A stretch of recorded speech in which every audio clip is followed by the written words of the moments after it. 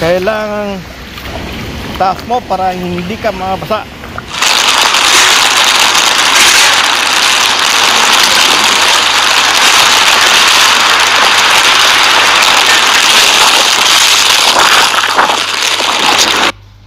Yan, nakatawid ako na maayos.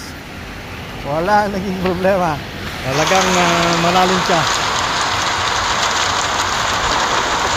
Ayun. Ayan na. So isang ano na lang ako. Isang tawir na lang ako. Then opisina ko na.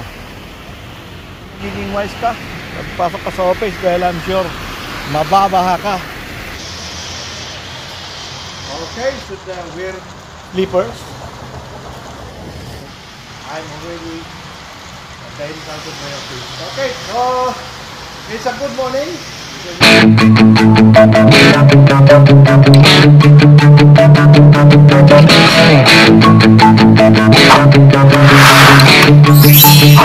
Welcome back to my channel.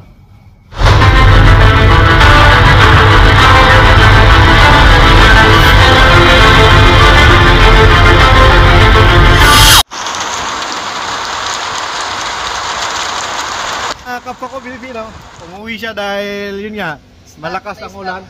May stuck sila sa papuntang Dubai. Alada bang ano mo? Ayun, kaya bumalik siya, umuwi na lang siya. Kala ko naman kasi dyan lang opisina ko, nasa kabilang bridge lang. Kaya sige bro. Sige, thank you. Anong pangalan mo pala? Omar? Opo.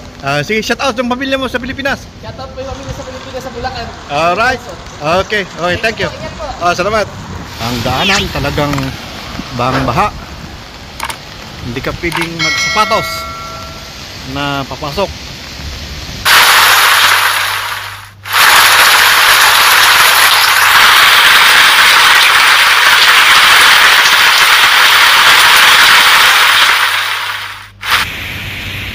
Ang office ay malapit lang.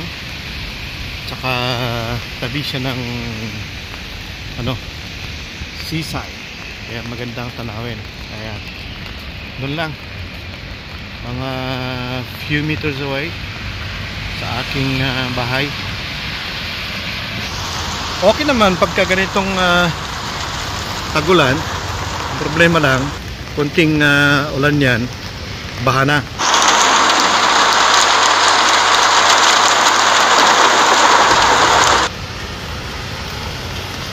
Pagka taginit naman, sobrang humid, napakainit. Kaya yun, both may advantage at saka disadvantage. Kaya yan, daanan ko. Okay naman yung daanan ko, kaya wala namang maging problema. Saka malapit lang ako sa bahay ko, 5 minutes lang. Alright. Ito, after the bridge, ayan na.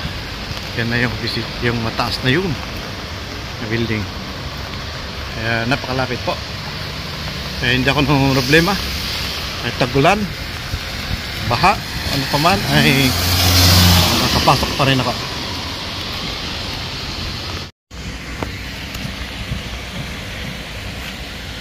Ayun, napagandang tanawin dito sa may Tumi. Yeah. Yun, other side naman yung police lagoon. Ayan siya. Mahina pa lang tong ulan na to. Eh ganito na yung baha. How much more yan pagka yung nag-start siya kagabi ng maulan. I'm sure baha na yan.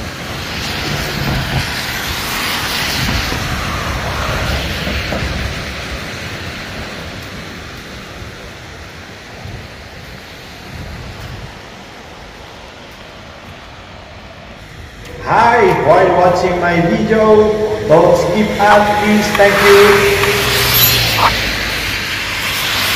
Ito, ganito lang magiging problema mo pag tagulan. Pag nakasapatos ka, sigurado sira ang sapatos mo, basa ang medyas mo at pantalon mo. Kaya yan, ang maganda niyan ay nagsinielas ako. Kaya okay lang yan, kahit medyo malalim, paano ay makatawid pa rin ako. Grabe. Kaya tingnan nyo tong ano na to.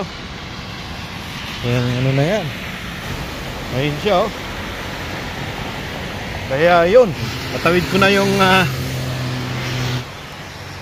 malalim. Kaya meron pa akong isang towering na malalim bago ako makarating sa aking kusina. Right, so magiging wise ka pagpasok ka sa office dahil I'm sure mababaha ka kung ikaw ay lulusong sa tubig.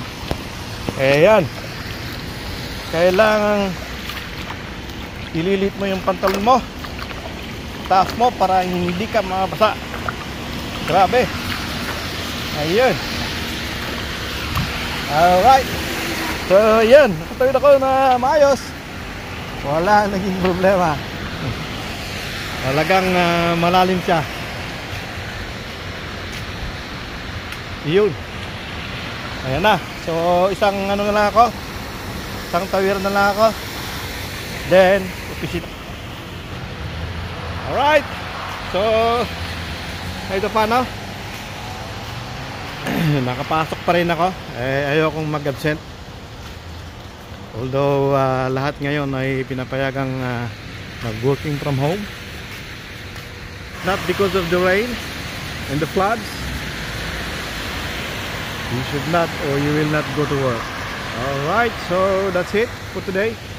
I'm still going to work even if it is raining or it's really flood now. It's flood now. But again, you should be wise enough to go at work.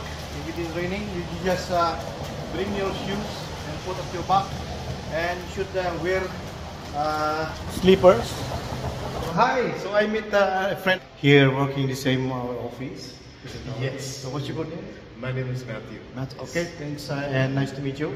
And shout out to your friends. Hi, how are you? Good.